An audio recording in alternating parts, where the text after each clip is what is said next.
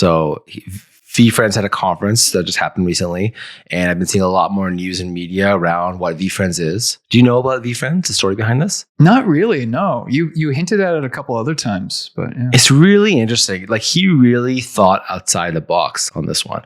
So he created all these characters inside VeeFriends that you could then invest into buying the NFT of. And what his plan is to create various brands that these characters carry.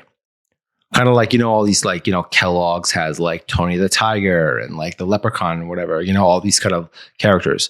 So he made the example of, like, I forget what he called it. Like, if you want to start like a chocolate bar, right? He could have the NFT of, Chippy the Chocolate Man. Or I just made that up. I have no idea what. He gave better examples than that. Chippy the Chocolate Man. I want me some Chippy the Chocolate Man.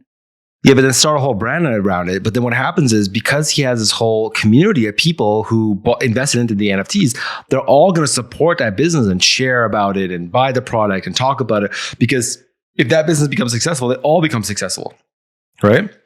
So that's just another way of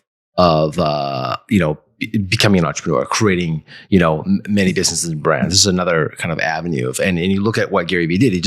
He was, obviously a business creator, creating content and so on, but he's really like tapped into that audience to, create both like you can call it a media company, but also create all these businesses and brands. So I wouldn't bet against Gary. Gary is like, and I saw him in an interview not too long ago, saying that he was talking about NFTs. He was explaining NFTs to someone, either the host or another guest speaker. And basically, I really respect Gary a lot. I do. And I love that he was so blunt. He's like, 99% of NFTs are going to go to zero.